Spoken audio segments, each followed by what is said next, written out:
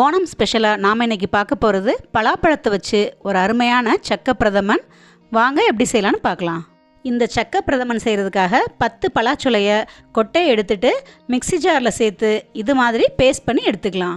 4 பலாச்சுளை மட்டும் இது மாதிரி சின்ன சின்ன பீசஸாக கட் பண்ணி எடுத்து வச்சுக்கலாம். 200 கிராம் வெல்லத்தை நல்லா இடித்து அதில் 100 ml தண்ணி சேர்த்து நல்லா கொதிச்சதும் இதை வடிகட்டி ஆற வச்சுக்கலாம். பலாப்பழத்தோட ஸ்வீட்னஸை பொறுத்து வெல்லத்தோட அளவை நீங்கள் கூடவோ இல்லை குறைச்சோ எடுத்துக்கலாம்.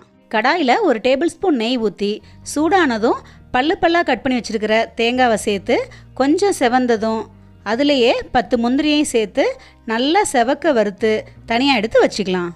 அதே கடாயில் நாம் அரைச்சி வச்சுருக்கிற பலாப்பழ பேஸ்ட்டை சேர்த்துக்கலாம். அதுலேயே நம்ம பீசஸாக கட் பண்ணி வச்சுருக்கிற பலாப்பழத்தையும் சேர்த்து 2 நிமிஷம் அந்த நெய்யிலையே நல்லா வதக்கிக்கலாம்.